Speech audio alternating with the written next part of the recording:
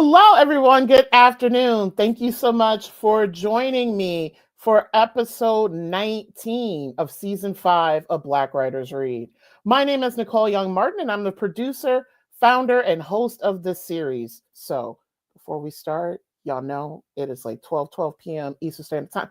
Y'all know I'm always late as fuck, and there's a reason why. I love to get to know my authors. Yes, y'all. Y'all also know I'm not about respectability politics and all that stuff starting on time. I understand that many of you may have been waiting for a while, but also too, I was taking an opportunity to get to know our author and prepping for today's conversation, which I am extremely excited about, as this is an author that I booked a while ago, and she reached out to me to be on the podcast, and I was just like, "You're a really big name.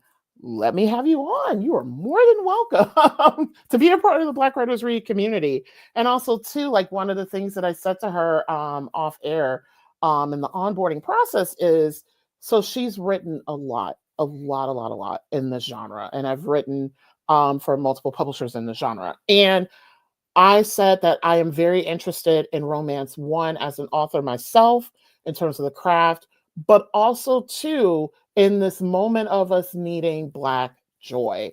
And I said, I want to make sure that I'm not posing questions to you where it's like you are representing the entire genre, because as she said, romance is not a monolith, and there are a lot of authors doing this type of work. Especially, we had an emerging author on earlier this season, Jennifer Janelle, who has recently started publishing over the past couple of years. So, and also too, I want to say that I'm grateful to be closing out Women's History Month with this particular conversation.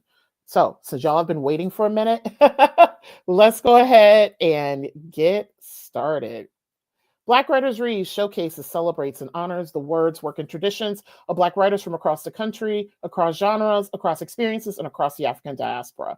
Black Writers Read is a behind-the-scenes conversation into the craft and what it means to create as a Black author in today's society. Since starting the series during the summer of 2020, we've hosted over 80 authors representing 15 genres now at this point, from 5 countries and 24 states. Our platform includes the live stream interviews, audio podcasts, book clubs, and curriculum development and integration assistance.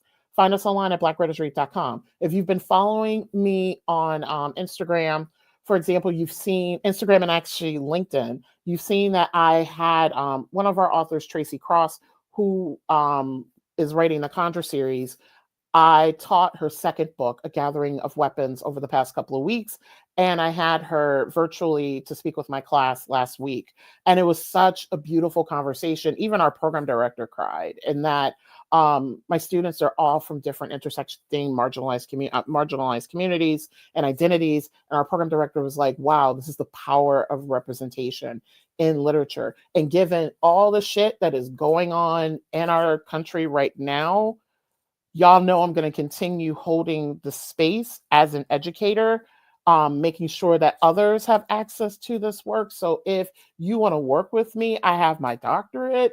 If you want to work on finding ways to integrate these books in your classroom, K through 12, higher education, non-traditional settings, and also book clubs, please reach out to me via blackwritersread.com.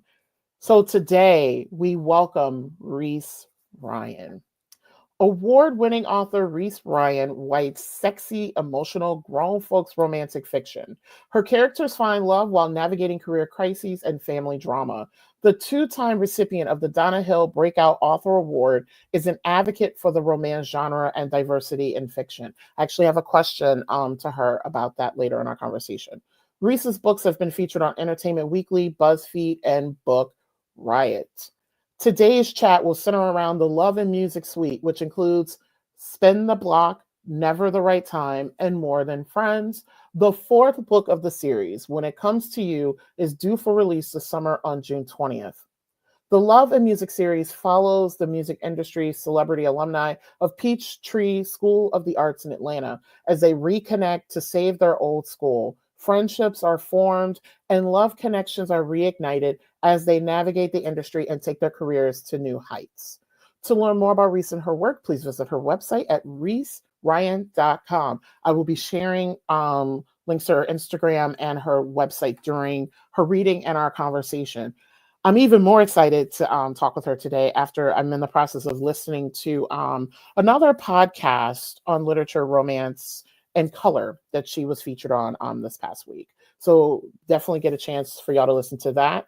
I will be putting that in the show notes for folks who listen to the audio podcast, and for the live broadcast, I'll be putting that in the YouTube link. For those of you who are new to Black Writers Read, here's the format of our show. Reese will first share an excerpt from her series. We'll then chat about her work. If time remains at the end of the conversation, we'll open it up to question and answer with those of you who are joining us today. We have viewers from Facebook, YouTube, and Instagram. If you have a question, please feel free to include it in the comments section on the platform where you are joining us from today. I will compile the questions and pose them to our guests, either following our conversation or insert them during an appropriate time within our chats. So now I'd like to welcome Reese to the virtual stage. Hello. Hi, Nicole. Thank you so much for having me. I'm so excited about this. I'm so excited, like legit. When you reached out to me and was like, "Can I be in your podcast?" I was like, yep, let's happen. Yes, because I was like, you are huge and you do like such amazing work, which I was trying to count. How many books have you written as of I now? think at this point it's like 30. I'll forget every time. Okay, I'm gonna just preface this by the fact that I am an adult with ADHD, late diagnosed, and I think it's around 35, 36 that I've had published. The majority of them, maybe like 26, have been trad published, and the rest have been indie published. Sorry, my face. I'm like, what? I can barely get one book out. And you're like, I got 30 plus. You and Victoria Christopher Murray, who I had on a couple of weeks ago, I'm like, how? How do y'all write like this? I'm like, what? And to be honest, especially in the indie world, I feel like there's so many authors who write so much faster. So it's crazy. It's crazy. Like, for some authors, writing a book a year or maybe a book every 2 years might be the norm. For some other folks I know are putting out books like a month or every 2 months. And so, yeah, it depends on who you are and what you can do and, how your life is going. But yeah, it's wild. It's wild. Woo, it's wild. Yes, and I want to give you like gardens of flowers now. Thank you for writing. Thank you also for writing these particular types of characters. I recently learned, because I've dealt with mental illness for a long time, and like I recently just learned that I'm neurodiverse, which it was a label I never thought of myself, but I'm very transparent about how mental illness impacts my life. So I'm like, I see myself in your work, especially with how I am mad. Thank you. That makes me so happy. That really, really, really does. So thank you for saying it. That means a lot. Yay. Yes. So the stage is yours. Have fun reading, and I'll be back to chat with you. Okay. So I'm going to read from my most recent release, More Than Friends. And this is chapter 8. I stand on the balcony of my room in Aruba. Let me preface this by saying that they are at a destination wedding in Aruba because the series itself takes place in Atlanta. So I stand on the balcony of my room in Aruba, staring down at the pool. The room is plush and the view is breathtaking. I can only imagine how incredible it's going to look at night when everything is all lit up. I plan to enjoy every minute of this trip, starting with getting to know the good-looking brother with the shoulder-length locks who is at the wedding party. I'm pretty sure he's Sed's cousin. Normally, I don't fuck with the relatives or friends, but for this brother, I'm willing to make an exception. I'm running through the list of outfits I brought in my head. I'm trying to decide which one is seductive without looking too desperate when I'm disrupted by a knock on the door. There's already a welcome basket in the room with wine, fancy chocolates, and a variety of other items. So maybe Sid and Nikki have something else in store for us. I peek through the peephole to find Toby standing there looking pissed. Hey, what's going on? I ask. You won't believe this shit. He blows past me with his luggage in tow. Your room still isn't ready? I plop down on the bed. That's just the thing, Toby says. There is no room reserved for me. We made our hotel reservations at the same time. We both got confirmation numbers. There has to be a mix up. At first, I thought I was losing my mind or something. Toby plops down on one of the chairs at the table, his forehead glistening with sweat. Then one of the clerks came on duty and said she remembered getting the cancellation request. My girlfriend called with the confirmation number and canceled the room. She said I had a family emergency and wouldn't be needing it. Your girlfriend? Are you saying Renita did this? I stand up and start pacing the floor. How did she know about your reservation? And how would she have access to your confirmation number? A few months ago, I gave her the password to my email account because my computer was in the shop. The battery on my phone was dead, and I needed to retrieve an important email for me. When we broke up, I didn't think to change my password, and I certainly didn't think she'd access my emails and cancel my reservation. Crazy stalker bitch vibes. I knew it. I shake my head. I got something for her ass, I say under my breath. But in the meantime, how long will it take them to get you another room? That's the thing. Toby heaves a sigh. There aren't any other rooms. They're completely booked out this week. There aren't any other rooms available in this entire resort, I ask. There is one, the presidential suite.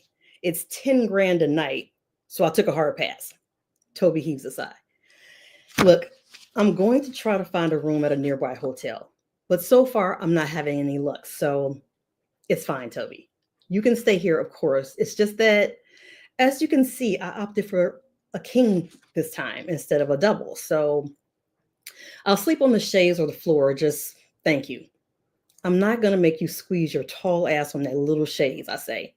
And you are too damn old to be sleeping on the floor. You'll throw your back out. This bed is huge. There's plenty of room for both of us, but that's my side. You take the side by the door. Thanks, Slay. Toby pulls me into a tight hug. And I will keep looking for a room at a nearby hotel. It's fine, I wave a hand. That psycho ex of yours is determined not to let us live. I have some serious plans for this trip. I'm prepared to get my freak on, I say with a little shimmy. You met someone already? Toby frowns. We literally just got here. You just got here. I checked in 2 hours ago and I met Sed's cousin Marcus in the lobby. We were checking in at the same time. He's tall, dark, and handsome. Bruh has definitely been spending some time in the weight room because those guns, I make an Arnold Schwarzenegger worthy muscle pose. They are hella impressive. And that medium ass shirt he was wearing and the athletic fit pants, I found myself just recalling that man's cakes. Seriously, if you tried to bounce a quarter off that ass, you'd be risking losing an eye or something. Okay. I get it. You like this guy you met for like 5 minutes in the lobby who just happens to be Sed's cousin, or you think he is. Toby raises an eyebrow and his nostrils flare. Great. For all you know, he could be a serial killer. I think Sed probably would have mentioned that. I hold up one finger. B, they probably wouldn't have invited him to the destination wedding if he was. That they know of, Toby says. Family is always the last to know. True. I nod thoughtfully, my chin perched on my closed fist. Maybe I'll ask him while I'm flirting with him over hors d'oeuvres in an hour. You have a date with this guy already? Toby sets up one of the luggage stands and places his black leather weekender on it. I'm impressed that he's managed to fit a week's worth of fits and kicks in a single bag. I'll have to ask him to teach me his ways because I came here with 4 bags and they're heavy as hell. But I don't want to get distracted from our conversation, so I'll try to remember to ask him later. It's not a date per se, but he said, guess I'll see you at the meet and greet tonight. And I'm like, I'll definitely see you there. So it's practically a date, right? I go back to rummaging through my own bag for the perfect outfit for the said might be a date. No, that definitely is not a date. My unsmiling best friend proceeds to throw cold water on my theory. I love you, Toe, but you can be a little bit of a hater sometimes. I continue rummaging through my just in case outfits I packed. Love you too. He folds his arm over his chest. And I'm not a hater. I'm a realist, which is one of the things you love about me, he reminds me. He isn't wrong. Toby is straight up and tells it like it is. He's the perfect balance to my highly optimistic worldview, which can sometimes border on the fringe of delusion. Because one thing I have learned is that people can be pretty shitty, no matter how much you want to see the best in them. Okay, that's true. But you can be the realist I adore with just a dash less of Donald Downer this week. I peek through my thumb and forefinger. I would really like to get laid this week, and you're already killing my vibe. I am not killing your vibe. I'm just pointing out the obvious, Toby notes. Hmm. I pick up my large transparent toiletry bag, which contains my favorite body washes, facial cleansers, lotions, and hair products. I've got first dibs on the bathroom, so if you need to, I'm good. He raises his open palm. Good. I grab a bra and a pair of panties and then make my way to the bathroom, shutting the door behind me. Then I scroll through my phone, pull up Kendrick Lamar's Good Kid, Mad City album, and blast, Bitch, Don't Kill My Vibe. And that is chapter 8 of More Than Friends. Thank you so much for reading for More Than Friends. And I think it also, and I think you probably did this because you have a fourth book coming out, and it gives us some insight leading into the next book.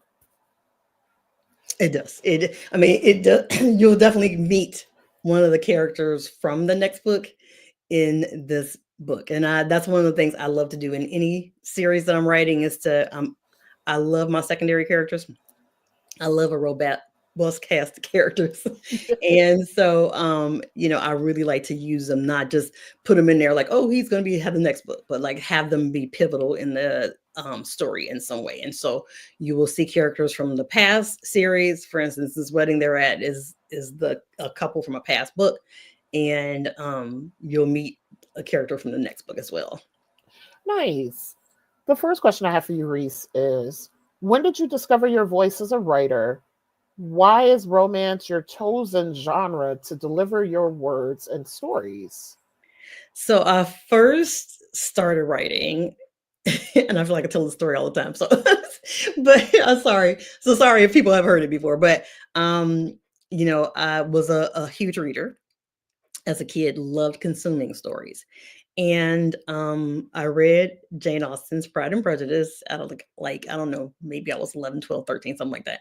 And I was so taken with the story. Like I loved the characters. I hated them. I wanted to smack them upside the head. They made me laugh. They made me cry. It was like such a roller coaster of emotion. And after I read that book, I knew that I wanted to do that. I wanted to write a story like that to give other readers that kind of emotional uh, roller coaster ride. And so that's what first made me want to become a writer. And that's actually when I started writing when I was really young, still in middle school. And I did let it go by the wayside, and it wasn't until many many years later that I started writing again professionally. But so that was like the first part in terms of that. And so then once I started writing again with the ideas of getting published, and I was in this critique group, and at the time I was obsessed with chick lit. And so I had written a story that I considered just like chick lit or whatever, and all of these guys who were writing like setting stories set in the war and all this other stuff, everything but romance. Anything like all the stuff that's the opposite of romance. So when I was done writing it, they're like, "Oh, are you going to submit this to a romance publisher?" And at first, I'm like, "Why would I do that?" Because I'm like, I didn't think of it as a romance, though it very much centered on the love story, but it was also a story of that character's growth and her personal journey. So, like, once they said that, that made me really think about it. Like, all the stories I liked that were chick lit or whatever still had a central romance. And I'm like, okay, that's what made me first start reading and investigating romance. And so that's when I realized, okay, all the stories you like, whether it's an action show or a sci-fi, almost all of them have some kind of a love story. If it's not at the center of the story, it's at least implied or it's part of the story. And that's when I just really leaned in and said, okay, I definitely want to keep writing love stories. Yeah, I wanted to have all these other things like the family stuff and the career stuff, but the love story is going to be central.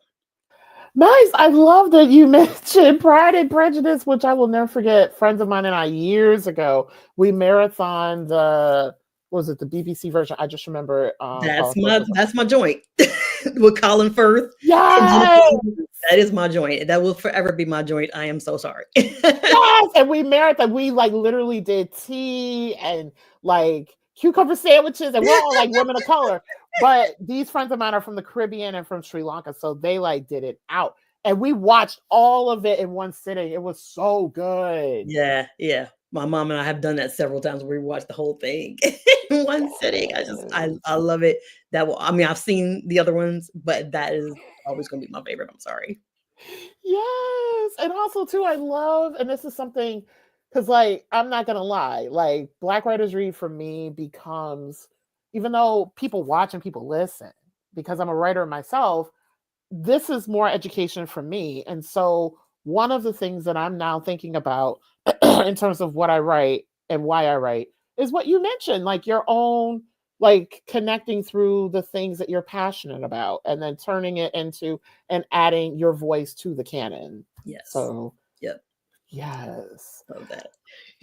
So, in thinking of craft, can you share with us what is contemporary romance and what are the specific tenets of the genre?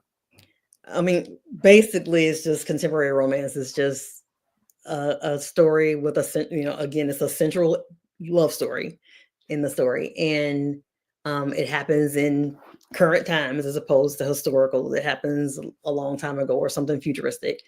And for me, the basic tenets of it are that there needs to be either a HEA, a happily ever after, or a HFN, happy for now. And I know that every now and then people pop up and debate that. And, I'm not saying a story can't be valid if it's, a great love story and, like Nicholas Sparks or something, and somebody dies at the end. Those are great love stories. They're great love stories, but they are not a romance. You know what I'm saying? So to me, it's just really as simple as that.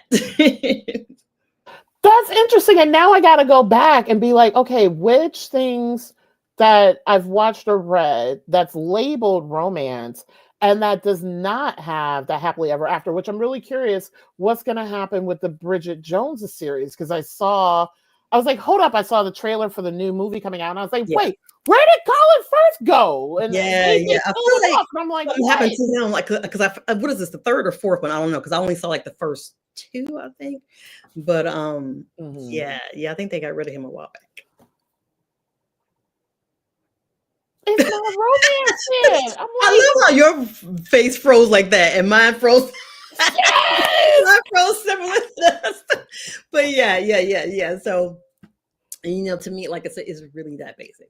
Because and that doesn't mean a love story, where somebody dies at the end, or they walk away from it, that it can't be romantic. Right. But it can be romantic, but not be a romance, and that's okay.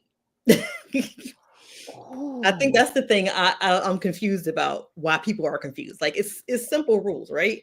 I mean, within that, it's a lot of stuff you can do, but nobody's saying it's inferior if it's a love story and not a romance. It can be a super book and a bestseller, as he has proved.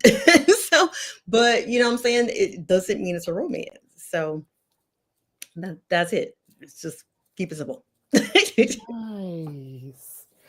The Love and Music series, the Love and Music suite, which I love that it's set in like the Black American Mecca of Atlanta, Georgia. The Love and Music suite is set in Atlanta, Georgia, and revolves around a series of second chance romances. How does taking place in Atlanta impact the narrative? What unique dynamics? See, sorry, y'all. So I have a lot of new people here.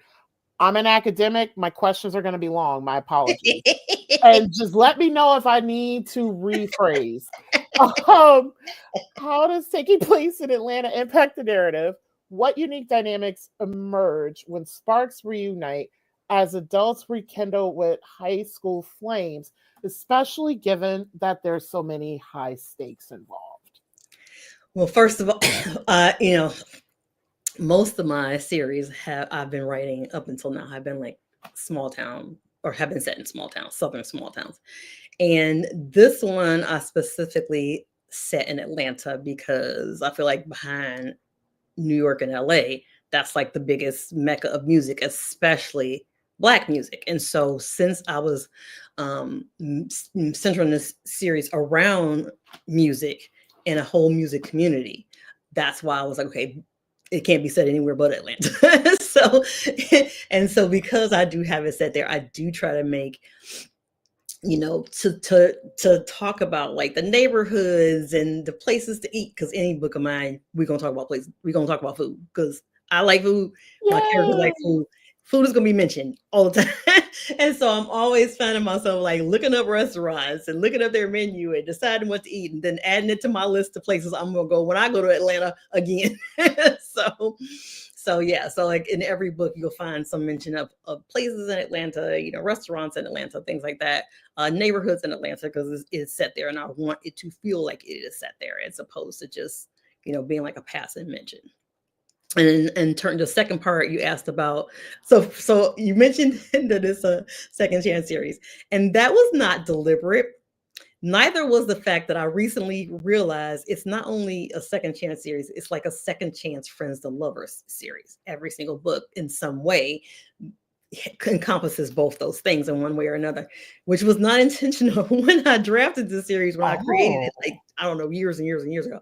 So, so that's the case. So what I love about writing that particular trope of second chance, and also friends to lovers or anything like that, is the familiarity that you have, right? And so it's a little bit, I used to call it a little bit of laziness because I feel like it's harder when you write two people who just met and they got to start from zero and get to know each other and fall in love. And so I like being able to tap into this history that they have, and mind hurt feelings, and kind of go through things like that, and all of this, or the secrets that emerge, when people have this kind of shared history and thought they knew everything about each other, but don't, even in More Than Friends, where they've been best friends for almost 20 years.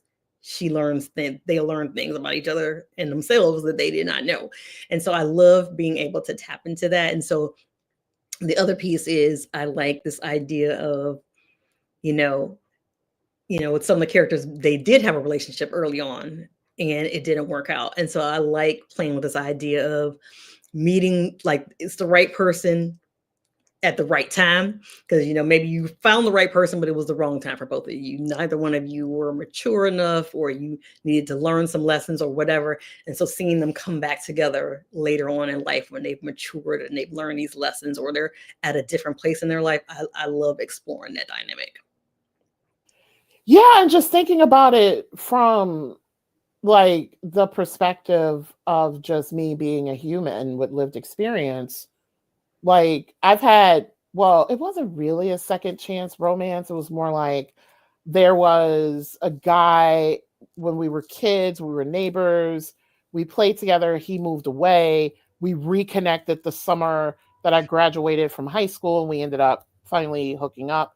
And then we went our separate ways. And it's like thinking about the things that I learned about myself as a child and then reflected back when we got together in high school was very meaningful. And I'm now just thinking about like how much that informs, well, now I'm married, but like how that particular experience informed the rest of my dating trajectory. Yes. And then also too, like with the high stakes, and this is one of the reasons why I find this series so brilliant, is that, and also maybe the trope of second chance romance, is that people in like a 20-year period, people change significantly, especially like if you go away to college, if you move, you get a job, you get new friends, the new friends impact and influence you, the environment.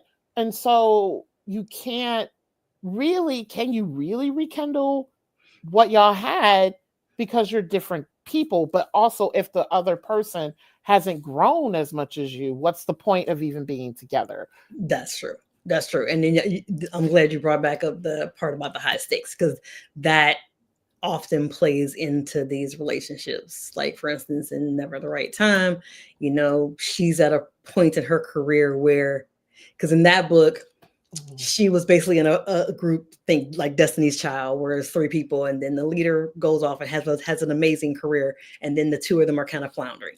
And so she feels like she's at a point where she needs to do something, or this is like her last shot. And so she's planning to go to Europe, where she has a larger audience, and there's a producer who really wants to work with her and stuff. And she feels like she can kind of build a career there and then maybe come back to so she's at the point of when she wants to do that. And because she was recently engaged to this guy that he absolutely hated, and the engagement ended. So he's at a point where, like, okay, they've been off and on for years since high school.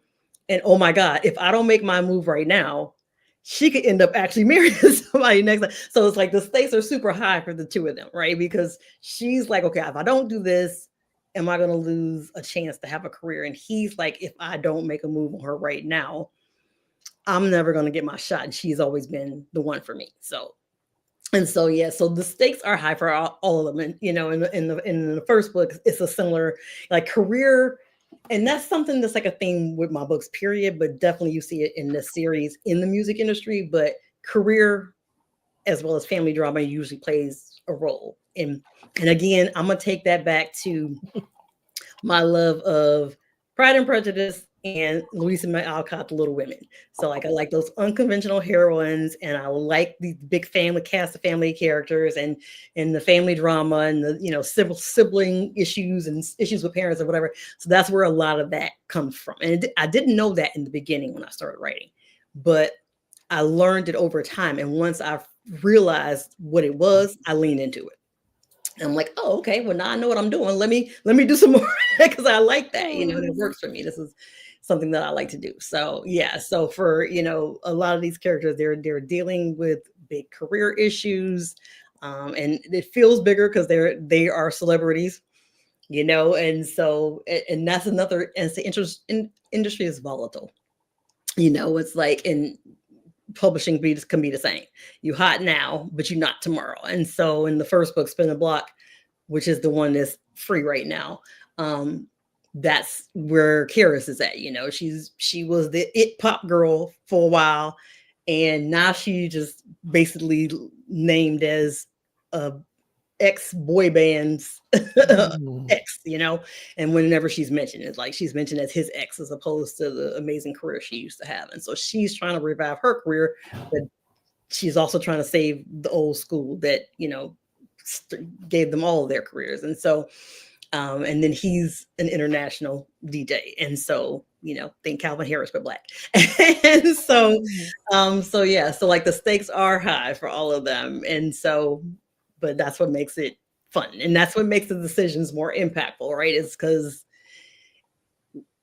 deciding, a lot of times it's you trying to decide, is it going to be love or career? Can I have both? Or where's the compromise going to come in? Because in most relationships there's got to be some sort of compromise, and so it's like, but you always have to debate what you're willing to compromise. You don't want to lose yourself, but at the same time you're trying to accommodate your partner. So yeah, a lot of that is happening in all of those stories.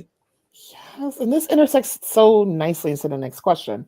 The books Spin the Block, Never the Right Time, and More Than Friends are told through first-person narration and navigating parental relationships. Now that I heard you mention Little Women and Pride and Prejudice, this all makes sense. How do these particular style choices contribute to the character journey and the worlds of the book? And then why were these particular choices important to you for this series? So that is an interesting question about, the first person narrative. So, like I said, the majority of the books that I've written, like my Bourbon Brothers series, my Valentine Vineyard series and stuff, is all with trad publishers. And I wrote all those in third person, but deep third. So it's third person, but I try to make it feel like you're still in their head, like it's first person. So I'd always written that way. So when I decided to go completely make this indie completely this series completely indie, then I started to kind of do some research and look at a lot of other indie romances and stuff. And so I found that a lot of them were written first person. And so I decided, okay, I'm gonna try this and see how it feels. So initially I was like, okay, if I don't like it, I'm gonna go back to deep third. I'm gonna stay with what I know. But as I started telling the story in first person, I just really, and it's first person and present tense. And so it feels very immediate. And so but I loved that feeling of being completely immersed in their heads with what's happening and stuff. And so for this series, I do feel like it just fits really well for each of these characters. And especially once I got to, the last couple books that I've written in this series, and Never the Right Time, Nikki suffers from anxiety disorder, And in this book, More Than Friends, Leilani is an undiagnosed adult with ADHD who gets diagnosed in the course of the book. So I think it's really helpful, especially with these two characters, to really be inside their heads, so we can kind of experience what they're experiencing. Oh my God, you're so brilliant. Thank you. And I do. I mean, I love it. I mean, like I said, it was a change. It was an adjustment, and especially with Spin a Block, it was a tricky because I had written that initially as a novella in deep third. And so when I decided to make it the first book in the series, I had to change it from third past tense to first person presentation, which as an author is like one of the worst things you can do in terms of like it feels painful. Let me put it that way. It feels super painful and laborious Wow. to do that. So I don't recommend it. It is the second time in my career. Last time I switched it from third to first, and this time I switched it from third to first too. So since then I've been writing all books in this series related to the series or whatever in first person, and I am loving it. Oh, good. Themes covered in this series includes neurodevelopmental disorders, ADHD, prison and the justice system, and physical abuse. Who is your ideal reader for the Love and Music series, and why was it important? Which you talked a little bit about this. Why was it important to you to cover these topics in the series? So I would say my ideal reader when I'm thinking about the reader, right? So like I know that the books appeal to a lot of different readers, and I'm certainly not saying okay, it's not for you. But when in my head, like I'm thinking a Black woman who is 35 plus is who I'm usually thinking over, like in their 30s or whatever or up, is who I'm thinking about usually when I'm writing the story. I have readers who are not Black, of course, but that's who like I'm kind of thinking about as I'm writing the story. And as far as those topics are concerned, so I love being able to offer representation for Black women in terms of stories. And so, we often talk about diversity in fiction. And first thing that always comes to mind is race and ethnicity and stuff. But I'm looking at the wide range, plus size characters and neurodiverse characters and characters dealing with mental health issues and Mhm. physical disabilities, and you know whether they're LGBTQIA, just all of these things that are also something that people experience and might want to see themselves on the page. And so Mhm. even things like a character being dark skinned as opposed to, lighter skin. Like as a dark skinned girl, I know often I wouldn't see when I was reading because I was a heavy reader as a kid. I Mhm. wasn't seeing a lot of Black characters on the books and stuff that I was reading, and which is funny because I was a big Judy Blume reader, so it's a trip to see Forever now has with Black characters in the story. Yes. This movie or series is coming out.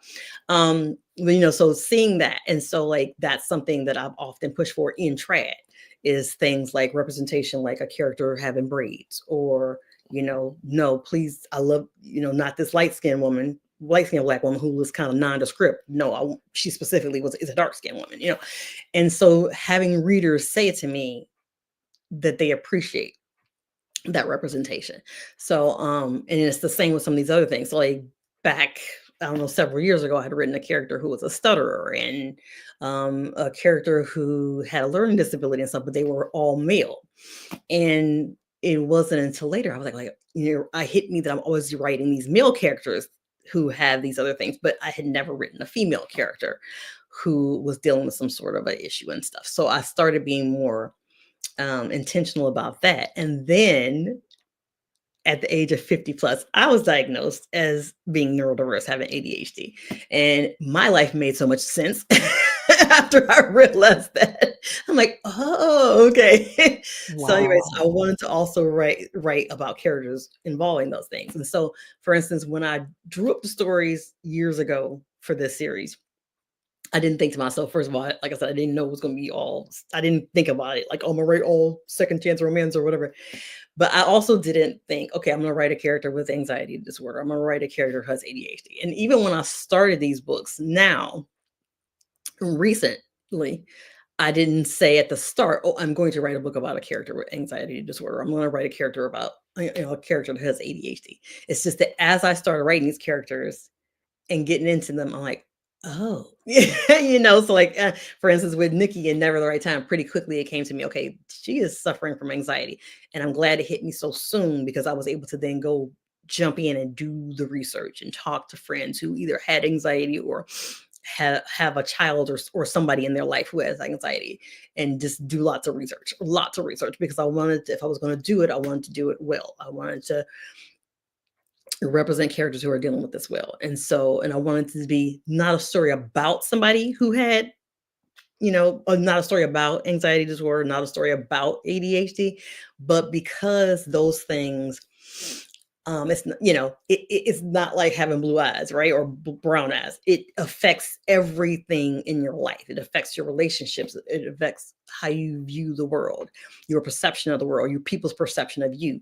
And so, yes, it definitely has kind of a large role in the story, but that's because it has a kind of a large role in your life if you're dealing with either of those issues. And so, wanted to do those well. So yeah.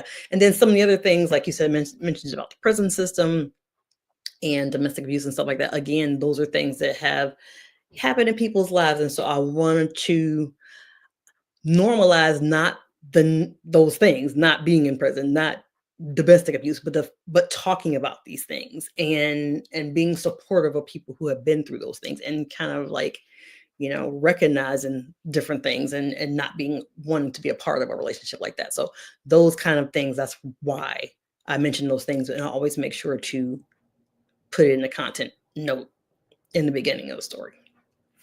Which I really appreciate the content notes so much, even though I don't need them, but I know people who do. And so thank you for also putting that out there. Thanks. Your body of work includes multiple series of books, including the Love and Music Suite, which we're talking about today, the Pleasure Cove series, and Dynasties Willowvale. I would love to know your approach with writing series of books. One of the things that I noticed when I was doing research on you is you're writing a lot at one time. I don't know if you're writing multiple series at once, but it looks like based on the publishing dates, you're potentially writing a lot at one time. So I would love to learn your process of writing a series. And then how do you determine what is the most important storytelling device? Is it character development, the relationships and the unique dynamics, the setting, the environment, or the genre in general? So for me, character development, let me answer that last question first, is the biggest thing always, because, yeah, you want an exciting story, but you're going to travel through that story as a reader through that main character or those main characters. So I'm not even going to use the word likable and say that they have to be likable, but they need to be relatable in some way. And so to me, that is huge, the character development. And so I take that seriously. And so I always that's always huge. Like I might come up with the premise of a story, but then my next big thing is to think about who are these people that are going through this. And so what I learned pretty quickly with series rather, is to kind of, like, before I would just like write a book. And you're like, oh, there's this character, I'm gonna give her a story or whatever. But now, especially in romance, where series are so big and key to the success of romance authors is having a series. I think about that from the beginning. I don't think, what book am I going to write, like I do when I'm thinking in terms like single title, like women's fiction or historical or something. Like I'm thinking about a book. But when I'm writing romance, for sure, I'm thinking in terms of a series. And so whenever possible, I like to either do a large family or a big friend group. And so then I can kind of plan out things. And that also allows me to, for instance, in the Bourbon Brothers series, couple number one did get married at the very end of their book. But for the other couples, like their wedding doesn't happen until maybe a book or two later, or something, if it happens at all. But it gives you a way to keep telling their story in little ways and stuff. And readers love that, being able to reconnect with past characters and stuff like that. But so do I. Like I said, again, I do it intentionally. I'm not just dropping them in just to say hi. It's usually for some reason, and they play a role in the story, an important role in the story in some way. And but I love that connectivity between the stories.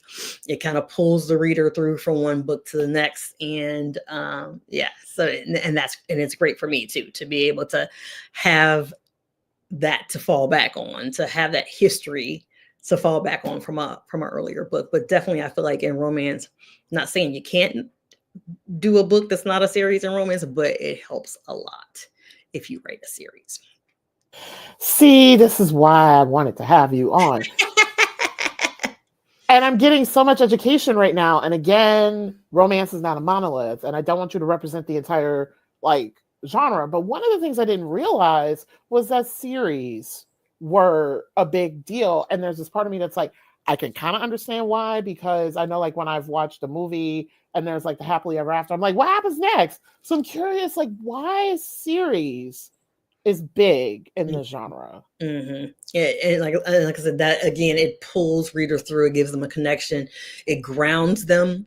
Like my Holly Grove series, I've had people say, I would love to visit Holly Grove. So it's nice that they have this world that they feel like they're a part of, and it almost is like they're a part of the community, right? Because they know the characters, and they know the quirky side characters and stuff, and so they feel like they're part of it. And when my first lesson of how to always plan a series as opposed to a book in romance was my first book that was picked up was with Karina Press. It was called Making the First Move, and there was another character in it who was her best friend, and she played a big role. And so when they acquired that book, they gave me a contract for her book too.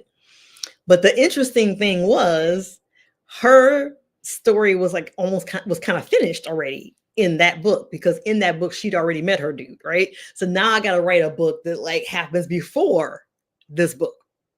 And so that taught me to always think in terms of a full series, and how and what order it should be in, and when things get introduced and stuff like that. So that was actually my first big lesson in that.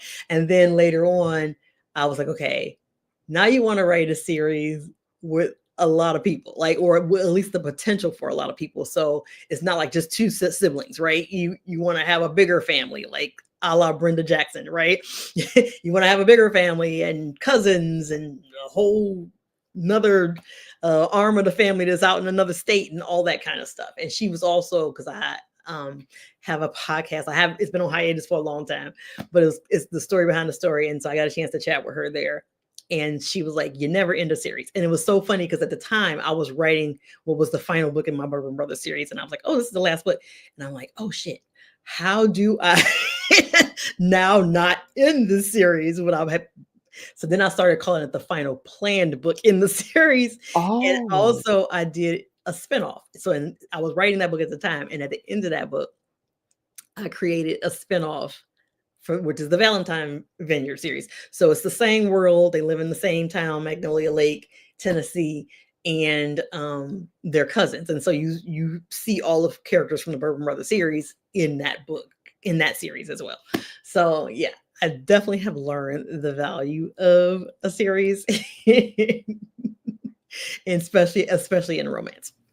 Nice. And then this next question, again, like I said, I don't want you to be the speaker for the entire genre. So before I give this question, I am going to give a little backstory in terms of why I'm asking this question. So a couple of months ago, so my genres are poetry and playwriting. I wanted to explore flash fiction, short fiction, and things like that. And I wrote a short story that I was tagging as a romance, and the characters are very messy and things like that. And in the first draft, I love how I was like, I wrote my first draft. I was so proud. Then on Instagram, I can't remember whose page this was, but it was linked to the Black romance community. And it literally spelled out do not write in these tropes. This is very dangerous to do. Blah, blah, blah, blah, blah. And I was like, okay, and literally all the tropes that were listed, they were all in the story. And I was like, right. And I was like, okay, let me throw away this draft. And right. And I started over again. I was like, okay, so let me like redo this. And then when I was doing research on you to prepare for today, which I love that on your page, you map out which books fall under which tropes, which I love. So, in writing for this particular genre, are tropes a blessing or a curse? How do they inform your writing? And then how do they impact readership? Okay, so it's so funny that when I first started, or so when I first wrote my first romance or two or whatever, like I wasn't big in tropes, and my editor and stuff didn't like push me to do any specific tropes. And then I had started looking at like other places to pitch. And so I saw another small publisher who had pitched something, and she was like, oh, but you need to have 2 or 3 tropes. And I'm like, that's crazy. Why would you have 3 tropes in one book? That's what I'm thinking at the time. Right. And so over time, I started to realize, like, because in the beginning, especially if like you are a rebel mind, you can be the kind of person who's like, I don't want to be, locked into this. Right. And then I just kind of realized that it doesn't necessarily lock you in. Like it gives, first of all, it for readers, it gives them a way to find books that they like. Like, if you're a person who loves reading about, second chance romances or enemies to lovers or whatever, it gives them an easy way to find the story. And in terms of the tropes, I found that like I could layer them organically. That's the thing for me. That's the key for me. It just has to feel organic. I'm never going to throw something in just for the sake of a trope being in the book. If I can't make it organic to the story, I'm not going to do it. But this series is a good example. So for instance, we talked about More Than Friends. It is a friends to lovers story. It is a second chance romance. It is an only one bed. It is a secret romance. So it has all those tropes, but they are very organic to the story. It's not like, oh, I'm just going to toss some tropes in there. So in the same thing with like all of the books in the series, Spin the Block, that's fake dating, friends to lovers, second chance, all of the things. And so let's make a deal, that kind of stuff. So so I find that it's been helpful to me, like to be able to layer these tropes, and it gives you, a lot of times it helps you increase the conflict in the story, because I am not a person who generally, I don't like, like most romance, they're like, oh, the black moment, there's the big breakup.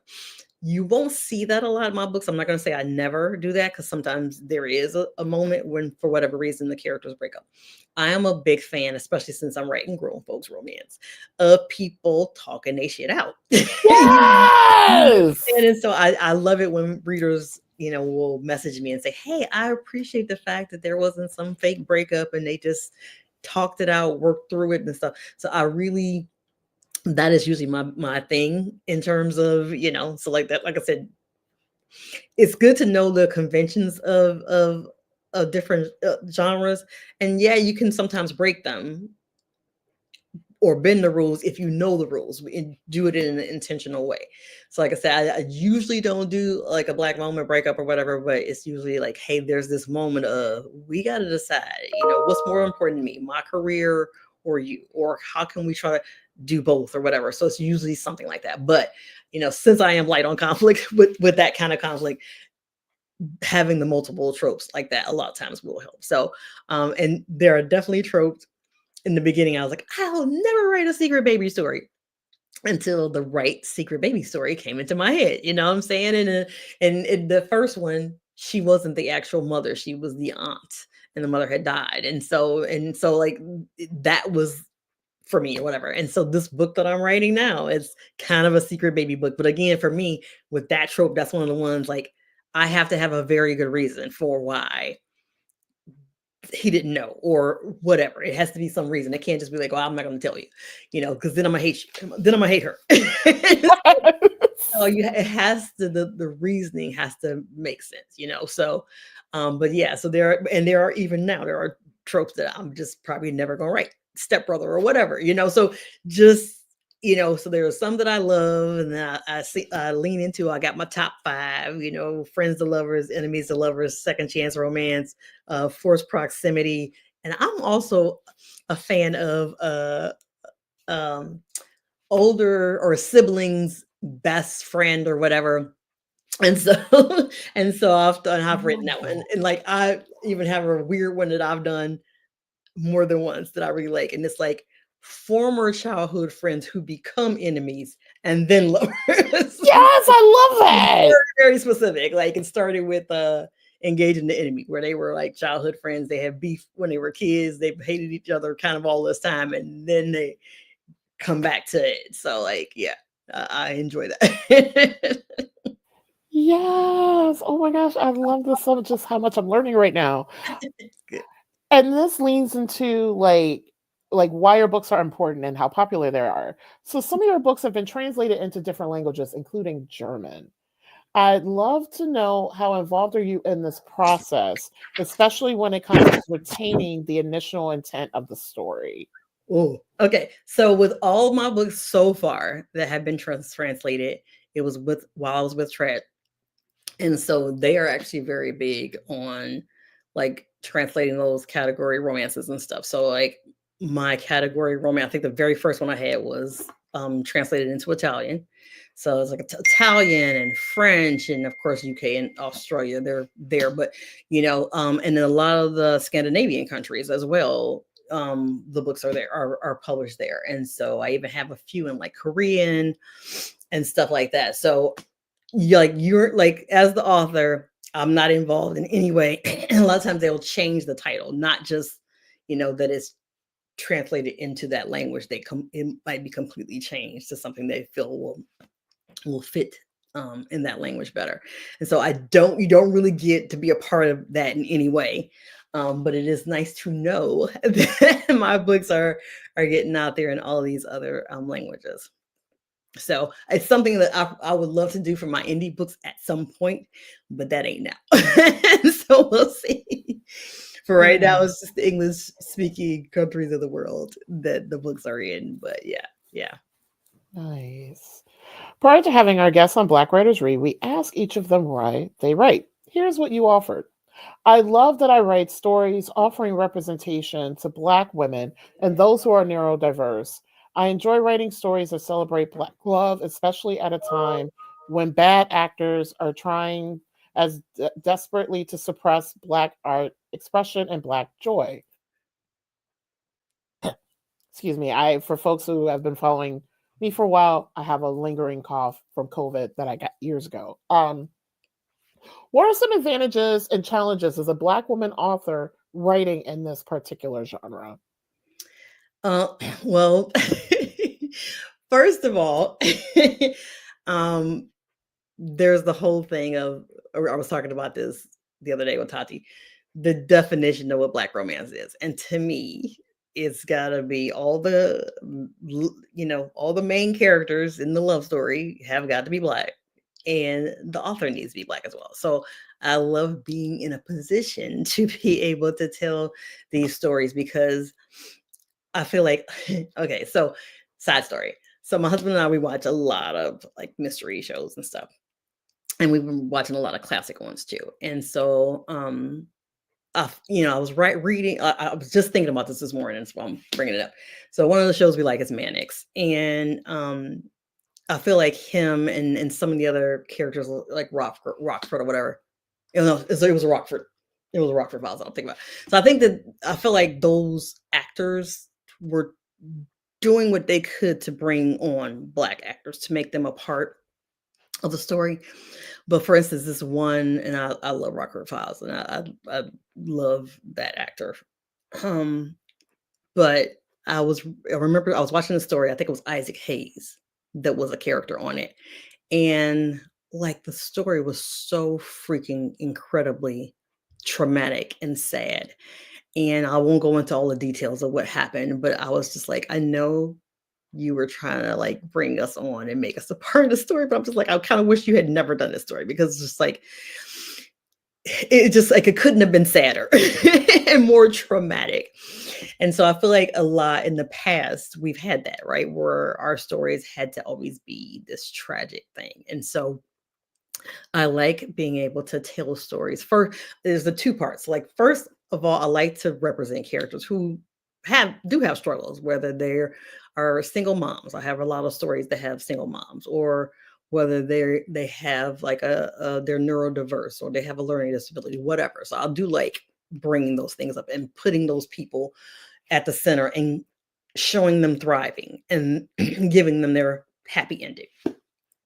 And but the other thing is like showing the joy that also we have. Like, so, a couple of books I have either a mom who is a caretaker or who has a child who's on the spectrum, autism spectrum, and is nonverbal. And then in another one, she is the sibling of an adult who's nonverbal on the spectrum, who she will become caretaker of one day. And she is very cognizant of that. And it actually led to the disintegration. One of the things that led to the disintegration of her earlier marriage. So I like bringing those things up and dealing with them realistically, because I feel like even with the neurodiversity of the character Leilani in More Than Friends, hearing people say that they didn't know, they had no idea, they didn't really understand ADHD, or that they didn't know that it impacted people to this level and stuff. So like, I like being able to show those characters and who they are and what they're dealing with, but also show that they can still find ways to thrive despite what they're going through, and that they can have joy in their lives, and a lot of those things do touch me. Like I said, I am neurodiverse. And I have a son and two grandsons who are on the autism spectrum at various levels and stuff. So like, those are things that are important to me to offer representation to people who are experiencing something similar. So I love being able to do that. And I'm sorry if I got off track with the question or whatever, but I do like being able to like represent folks dealing with those things and show that that they can still find joy in their lives, and they can find ways to thrive in their lives and stuff despite whatever else might be happening there. Yes, thank you for that. And it's, of course, like your response contributes to our conversation. So don't worry about, did I answer the question right? Did anybody? You can say da da da, and that is like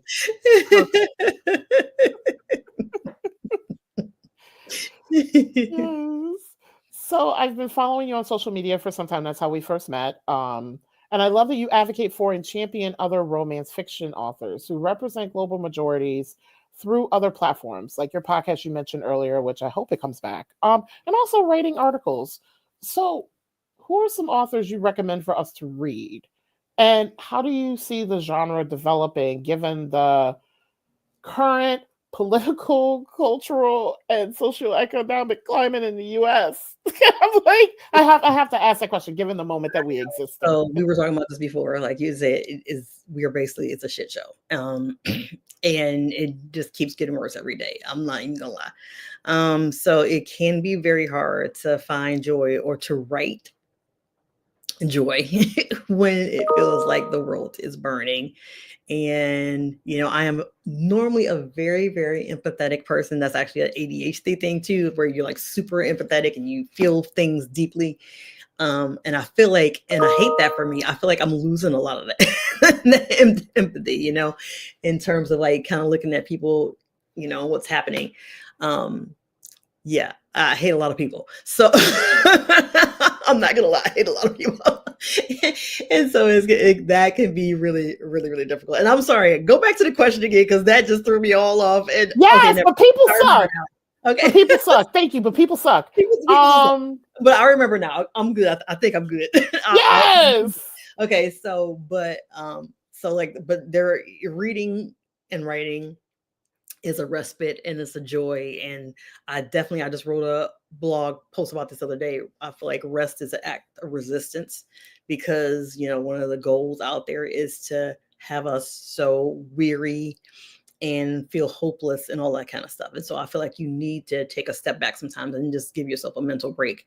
Like I was telling you, that's why I didn't see your earlier emails, because I had taken off. I don't answer emails as frequently. I don't even go into my email account every day like I used to. Like, so because I just want to, give myself a break and focus on what I need to do. And so there, and one of the other things is at one point I was so busy writing that like I wasn't getting a chance to read. And I feel strongly that as a writer, you must be a reader first, right? One of my biggest pet peeves is people who are like, I'm just gonna write a romance and to make money or whatever. And they've never read romance, and they don't want to read romance, they just want to write one. So definitely I feel like reading is a huge part of it. So like maybe a year or so or two ago, I got to the point where I'm like, no matter what's going on in my life or how much is happening in my life, I've got to find a way to sneak in reading. Even if it's only 10 minutes here while I'm waiting for my grandson in the carpool line or whatever, I'm going to take some time to read. So some of the folks that I've been reading of late and would recommend, I am so in love with indie author Kimberly Brown. I'm late to the party. I just discovered her like last year or maybe the year before that or whatever. So I love her stuff. I love her writing, her voice. I love Monica Walters, who's also does some amazing indie stuff, country hood stories and stuff. So I love her. I am so impressed by people like B Love and CCJ, Christina C. Jones, who have created like these empires as Black indie authors. So impressed with them. Alexandria House, folks like that. Absolutely, absolutely love them. Tia Williams, I just was a conversation partner for her at Bookmarks, and read the love song for Ricky Wilde. That's a great book. So her, of course, Ryan is amazing. And one of the things actually that brings me so much joy is when I can introduce my readers to other authors. And so I will often refer them to other folks. Like, I'm good friends with a lot of the former Desire authors like Karen Booth and Joss Wood and Catherine Guevara and stuff. And we still meet monthly as authors to like talk about our careers and where they're going and encouraging each other and stuff like that. So, and I'm huge fans of all of them. So I'm often like recommending other authors and stuff. And so I love it when somebody says, hey, I started reading this author because you mentioned them. That makes me happy. That books and music, like if I introduce or TV shows, like my husband's obsessed with Elsbeth that I introduced him to, and so like stuff like that makes me so happy when I introduce something like that's I think a love language for me, to be able to recommend something to a person that is a good fit for them and that they're going to enjoy. So I love being able to do that. Nice. And then how do you, given the shit show that is possibly the final episode of the American democracy? Okay. While people were like, y'all are overreacting. No, bitch, we were not. No, bitch, we are not. The 92% is not overreacting. We have been trying to warn y'all. It's so much worse than we thought it was going to be. So yeah. Which, by the way, I don't know why my husband and I started watching The Handmaid's Tale like just a few days ago. I was like, what? Why are we watching this now? Yeah, I can't do it now. It was on my list, but I can't do it now because I'm living it. Sorry, no. And we're doing it. I'm like, why? Like, it's such a great. This aside, it's such a great show, but it's a lot. And also, I said to him, I can only, not to give the show away for folks who haven't watched it yet, I can only deal with people being tortured and treated horribly if I know the revenge and the justice is coming soon. Like, I can't, I'm like, no, I can't. Like, this is why, weird aside, this is why Underground Railroad, the series for me, was really hard. Because I was just like. That was a great show, though. That was, yeah. I was so disappointed when it was taken. And honestly, I normally don't watch shows like that because I do get very angry, and I because I am super empathetic, and so it is really hard to watch. But I love that show because they had agency and they was getting get back. You know what I'm saying? Okay. so that made it a little easier. But yeah, Yeah, yeah. 'cause we watched the first episode together, and I was like, I can't watch this anymore. Even though I know Colson Whitehead will take us to the promised land, but I was like, I can't. Like after that one, the way they tortured and killed, that I was like, nope, I cannot. I'm like, yes, y'all went into the really, really cool steampunk underground railroad towards the. I was like, yeah, no, I can't. I'm like, I'll just let somebody give me the Cliff Notes version of the Yeah, show. yeah, yeah, yeah, yeah. Yeah, So, I get it. given that we're aside, and thanks for entertaining that aside with me, what, given the shit show that is the end of American democracy, where do you see this genre? Again, I don't want you to speak for the whole, but where do you imagine the genre could possibly be heading? And that is a great question, right? Because as you can see, the shirt I am wearing now is I am with the band. And so Yes. with the band books or whatever. And so, and that is happening everywhere, right? And it's, oh yeah, I'm not gonna go into all of that, how much all the people I hate. Okay, but Yeah, but you all could. the folks who fixed their mouths to pretend like this wasn't a racist regime, um, seeing the things that are happening, like all the books that are being banned, they're all LGBTQIA or Black and brown people, and especially the Black and brown ones, where it's simply telling the story of maybe some hero from the past, some person like an astronaut or whatever. They're acting as if that is subversive, and it is subversive, right? Because it gives you hope. It shows us what we are capable of, what we can do. They don't want us to know that. They don't want us to feel like we're able to achieve these things and that you can be more. They don't want you to think you can grow up to be the president or an astronaut. They want you to think that you are inferior and you only got your job because of DEI. So that kind of thing. So given the things that are happening at such a rapid pace, I'm talking about this shit is disintegrating by the second. Okay. What are we, like 2 months in? Um, who knows? To be honest, who knows where it's gonna go? There's been lots of conversations I've been a part of among authors about like what to do if it gets to the point where books with higher heat are banned.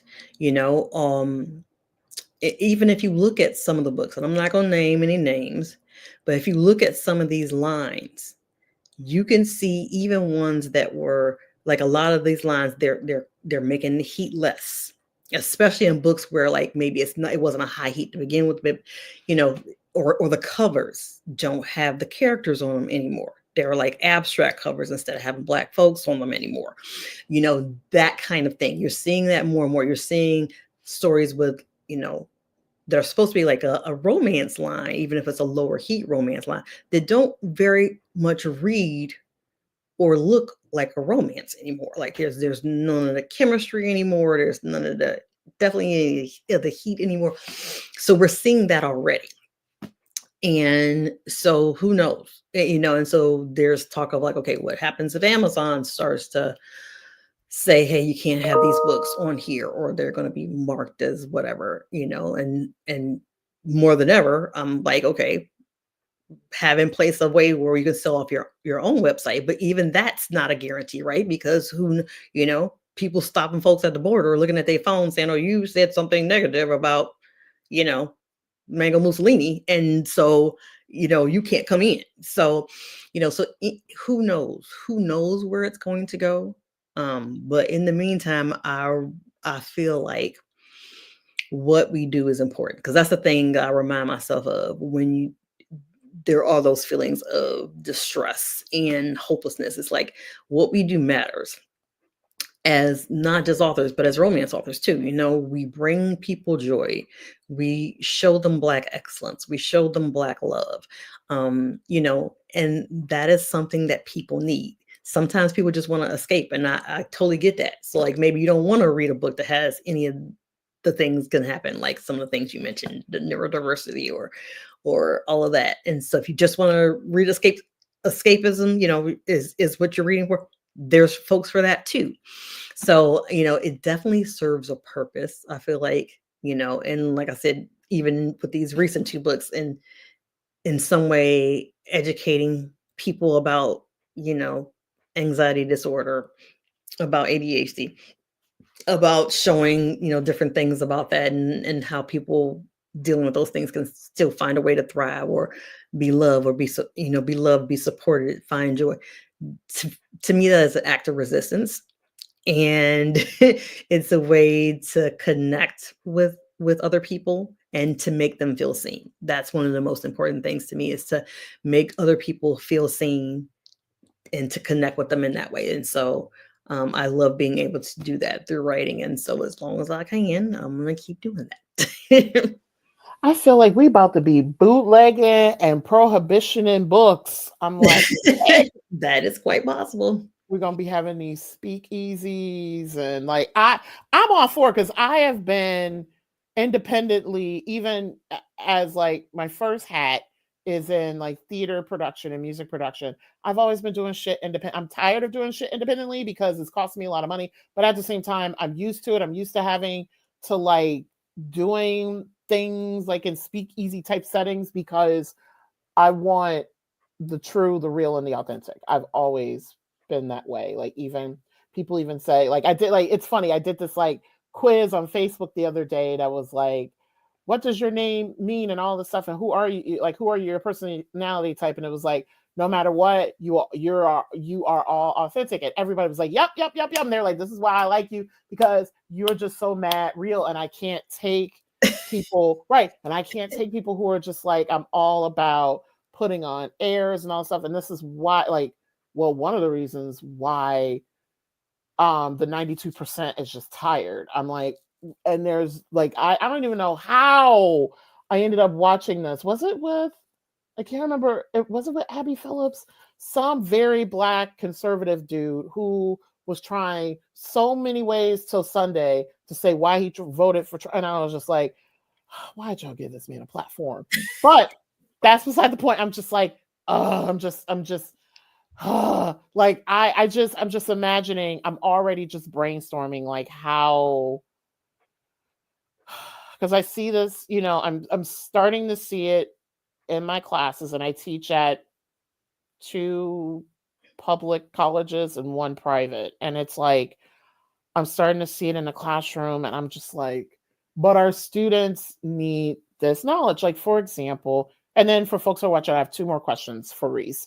Like best example. So 2 things that I got from my parents is education and voting, because Nicole, like I was able to trace my first enslaved ancestor, and I am like 90% of the African continent. So they were like, you have been a part of so many communities who have not been able to do these 2 things. So having your voice is especially important, and education teaches you how to have that voice. So in my classrooms, because I teach for a lot of I teach at a community college and like a community-based program. So I have a mix of students. I have traditional age students who just graduated from high school. Many of them graduated when we were like in the COVID classroom. So many of them do not even know how to talk.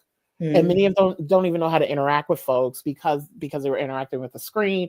And then we have students who graduated like in the No Child Left Behind era, and some that are like, I'm in my 40s, some that are like in their 50s and their 60s. And I remember we were having a conversation about a play, because I teach English literature at one of my places, and we were talking about a play that took place in the South in the 60s about like getting Black people registered to vote and how dangerous that was. And one of my students was like, as like because the theater company that did the play they came to our class, and she was like, this play is so brilliantly written. Is this based on a true story? I was like, you saw the steam coming from my ears, but I was like, okay, Nicole, take a step back. The student was like in her 20s. The civics, history, all these other things were removed from her educational experience. So I'm like, okay, let me take a breath and let me, talk to students about, yes, this was a real thing. And then I teach predominantly students of color from impoverished backgrounds. So I'm like, okay, let me spend this time right now telling you why it's important to vote and like why it's important to do all these things. And weird aside, people don't realize, especially in the red states, there's a correlation between y'all are poor and broke, y'all have the worst educational system in the country. So education is extremely important. So I'm just imagining, and also earlier today, I was having a conversation with myself. Do I need to put my podcast down for a bit? Because it's not where I want it to be in season 5. And then I have conversations where it's like, no, you need to continue doing this because this is going to be the speakeasy for Yeah. people. Yeah. And so I'm just like, okay. So this was like a 2011 asides, but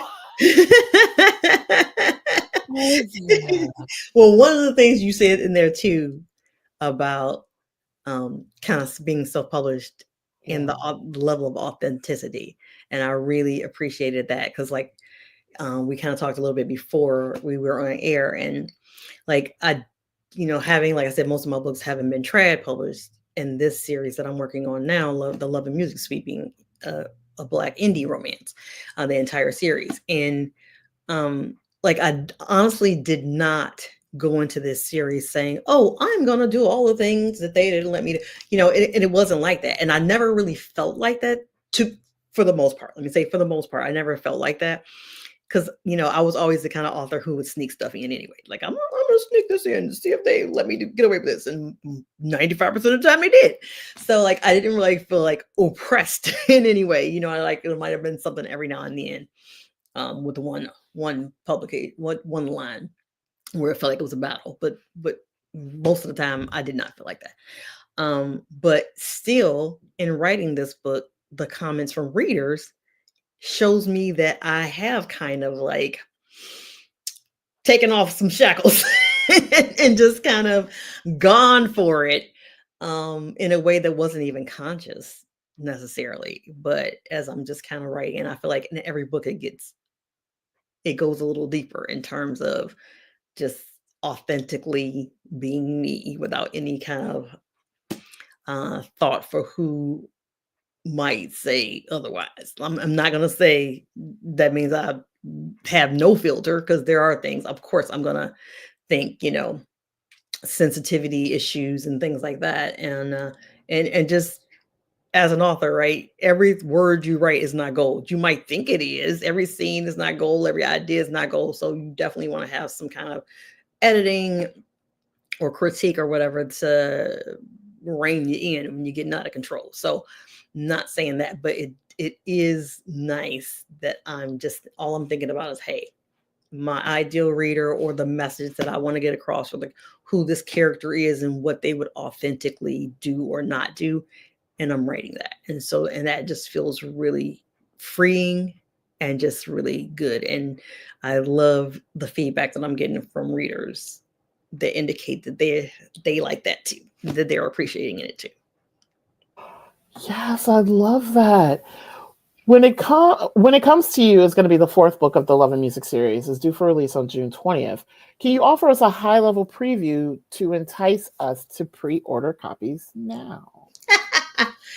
So that one is about so these two, they knew each other when they were in high school. They were kind of friends. She was a PK, a pastor's kid. He's kind of the bad boy. They knew each other in school. She always had a thing for him. He liked her, but would never indicate as much because his father would kick his ass if he touched the preacher's daughter.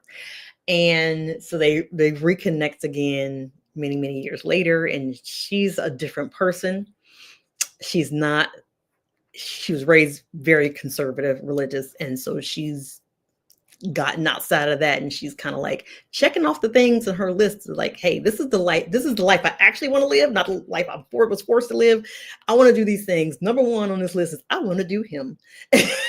And so they get together at this event, and fast forward, they have more than this one night together to remember, because she ends up pregnant, and something happens that makes her think that he doesn't want to be involved in the child's life. It's a third party that's that's created this thing. And so later on, he discovers that he has his daughter, and of course, he's furious because he thinks that she just tried to keep his child from him. But so yeah, so that's the story of When It Comes to You. Is, you know, her kind of she's dealing with things like her mother is older and needs care, and so she's got that to deal with, and she's got this young child to deal with, and she's in PR, and he is a jazz musician. He's got his own jazz band or whatever, and so like they're trying to negotiate this idea of becoming a family, or how to become a family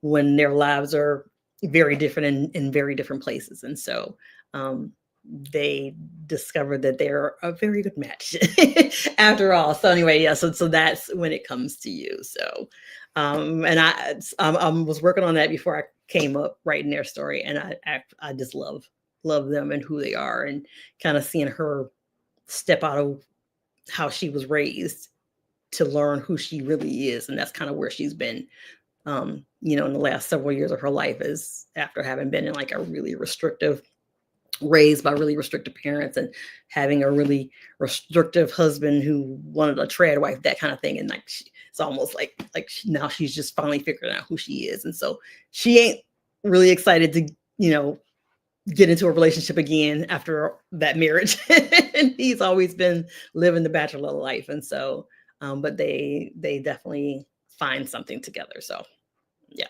that's When It Comes to You. And it's scheduled to come out June 20th, but I plan to have copies available. So for people who are going to be at the Black Romance Book Fest in Atlanta at the end of May, they'll be able to buy signed copies there. Yes, which I wanted to, I did a quick search. I wanted to pull up for folks who are joining us like in the virtual space, the cover of the book. Actually, I'm going to do it from your website.